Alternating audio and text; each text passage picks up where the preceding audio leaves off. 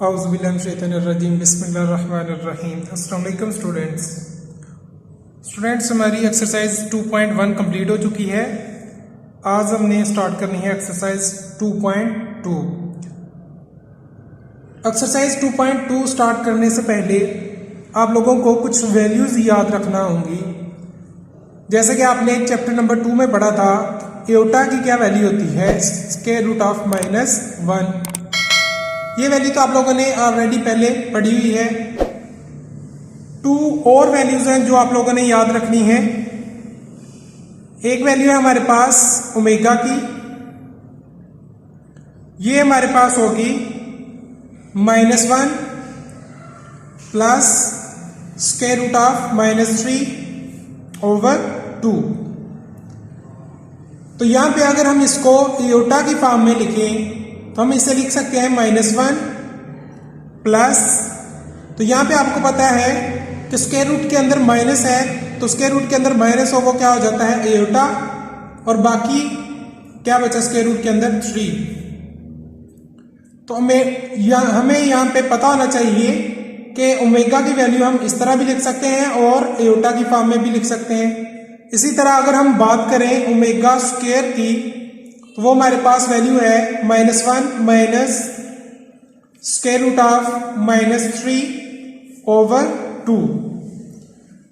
तो omega square की value को भी अगर हम एयोटा की फॉर्म में लिखें तो वो भी हमारे पास क्या होगी -1 माइनस, अब ये जो स्क्वायर रूट के अंदर माइनस है इसको बाहर हम एयोटा की फॉर्म में लिख देंगे, और बाकी स्क्वायर रूट के अंदर रह गया 3, डिनोमिनेटर में 2। तो ये भी स्टूडेंट्स ओमेगा स्क्वायर की वैल्यू है और ये भी ओमेगा स्क्वायर की, यानी जब हमारे पास इस तरह की वैल्यू आएगी हम उसे क्या लिख सकते हैं ओमेगा, और जब इस तरह की वैल्यूज आएंगी तो हम उसे क्या लिख सकते हैं ओमेगा स्क्वायर। तो ये आप लोगों ने याद रखना है कि जो ओमेगा स्क्वायर होता है उसमें माइनस आता है, और जो आप लोगों के पास ओमेगा होता है उसमें माइनस प्लस आता है। यहां पे दोनों माइनस माइनस है और यहां पे माइनस प्लस। तो नेक्स्ट हम स्टार्ट करते हैं अपनी एक्सरसाइज 2.2। इससे पहले कुछ हमारे प्रूफ हैं वो हम बाद में करेंगे, लेकिन आज हम स्टार्ट करेंगे एक्सरसाइज 2.2 ताकि आप लोगों को ये कंसेप्ट मजीद क्लियर हो और फिर नेक्स्ट हम इनके क्वेश्चन अच्छे से कर सकें। तो यहाँ पे क्वेश्चन नंबर 1 है हमारे पास, find the cube roots of -1, 8, -27, 64। तो ये जितने भी यहाँ पे आप लोगों को नंबर दिए गए हैं 1 बाई 1 आप लोगों ने इसके क्यूब रूट्स फाइंड करने हैं। तो सबसे पहले हम क्यूब रूट फाइंड करेंगे -1 का। क्वेश्चन नंबर 1, तो यहां पे हम लिख लेते हैं फाइंड द क्यूब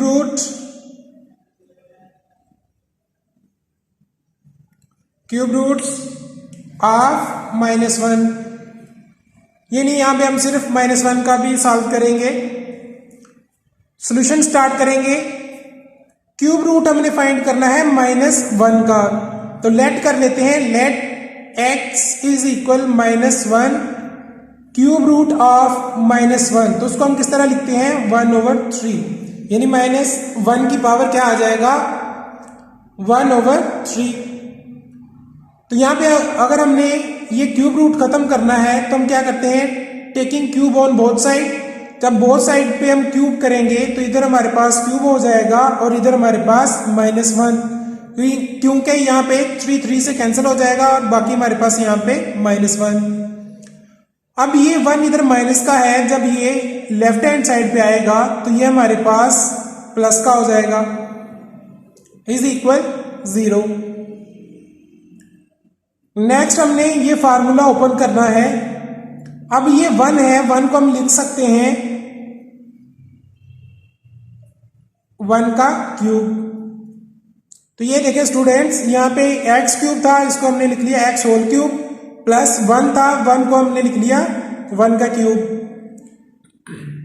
नेक्स्ट हम ये फार्मूला ओपन करेंगे, हमारे पास a cube plus b cube.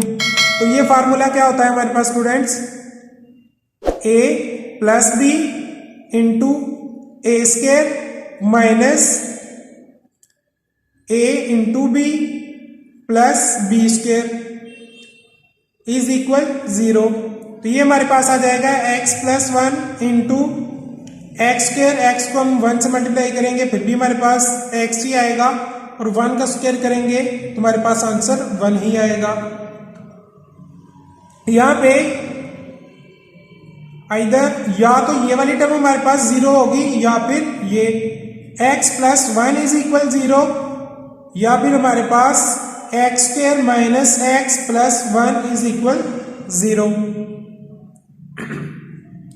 तो स्टूडेंट्स अगर हमारे पास ये वैल्यू 0 की इक्वल है तो यहां से x की वैल्यू हमारे पास क्या आ जाएगी -1। अब ये हमारे पास क्वाड्रेटिक इक्वेशन है स्टैंडर्ड फॉर्म में, इसकी फैक्टराइजेशन नहीं हो रही, तो हम क्या करेंगे अब यूजिंग क्वाड्रेटिक फार्मूला। तो सबसे पहले हमें यहाँ पे a b c की वैल्यू पता होनी चाहिए। तो एक्स स्क्वायर का कॉफिशिएंट 1 है तो ये हमारे पास a की वैल्यू होगा, और नेक्स्ट हमारे पास x कॉफिशिएंट क्या है -1, ये हमारे पास b की वैल्यू, और कांस्टेंट हमारे पास c। अब हमारे पास a b c की वैल्यू आ चुकी है, हम क्वाड्रेटिक फार्मूला यूज करेंगे। यूजिंग क्वाड्रेटिक फार्मूला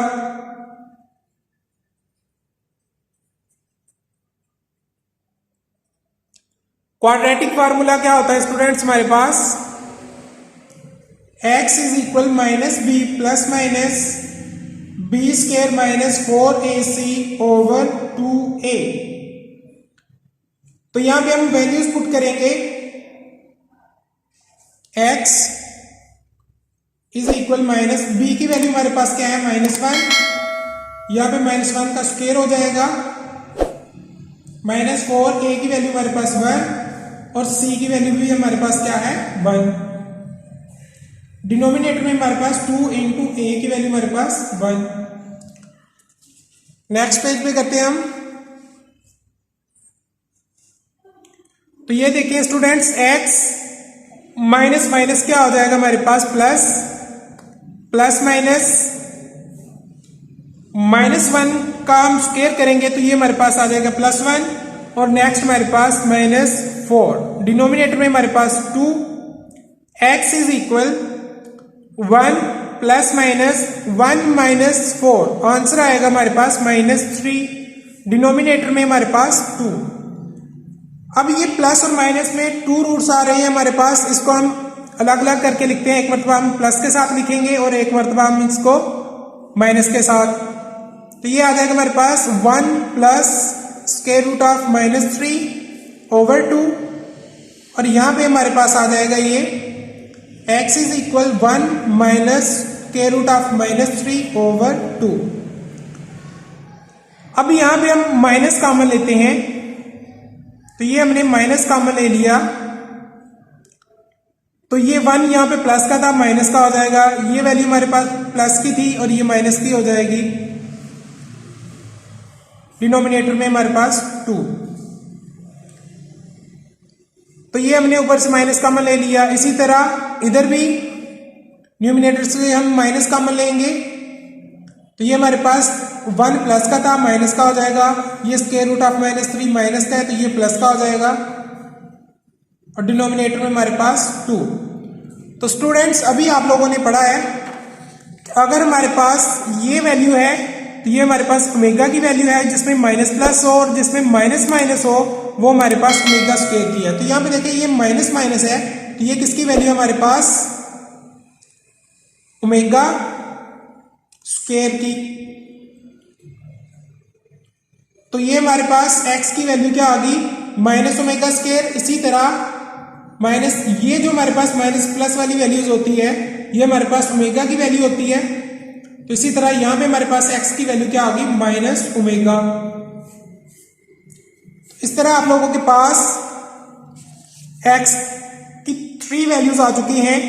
एक हमारे पास x इज इक्वल -1, और यहां पे हमारे पास x is equal minus omega square, और यहां पे हमारे पास x is equal minus omega. तो यहां पे यही हमारे पास -1 के 3 क्यूब रूट्स हैं।